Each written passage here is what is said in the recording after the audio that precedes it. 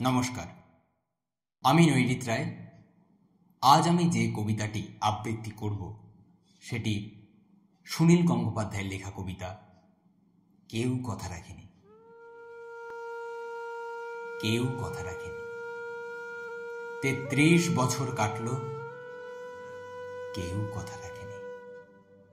ছেলেবেলায় এক বষ্টমী তার আগমনী গান হঠাৎ থামিয়ে বলেছিল, শুক্লা দ্বাদশীর দিন অন্তরাটুকু শুনিয়ে যাবে।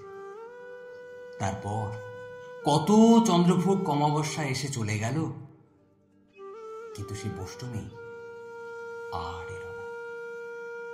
২৫ বছর প্রতীক্ষায় আছি।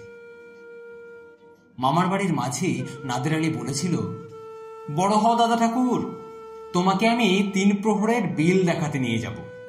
সেখানে পদ্মফুলের মাথায় সাপ আর ভ্রমর খেলা করে। নাদের আলী, আমি আর কত বড় হব? আমার মাথা ঘরের ছাদ ফুঁড়ে আকাশ স্পর্শ করলে তারপর তুমি আমায় ৩ প্রহরের বিল দেখাবে? একটাও রয়্যাল গুলি কিনতে পারিনি কখনো। লাঠি লজেন্স দেখিয়ে দেখিয়ে চুষেছে লস্কর বাড়ির ছেলেরা।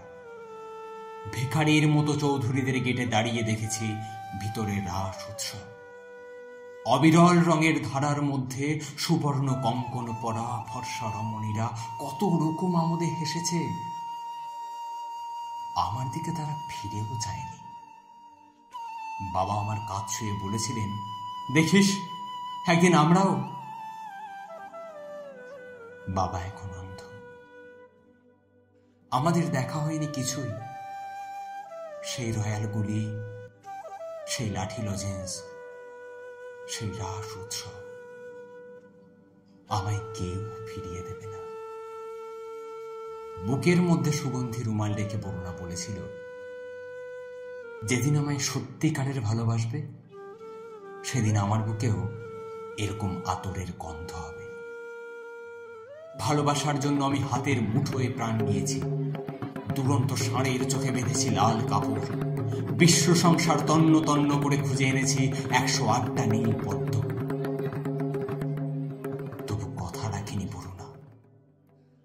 এখন তার বুকে শুধুই মাংসের গন্ধ। এখন সে যে কোনো নারী।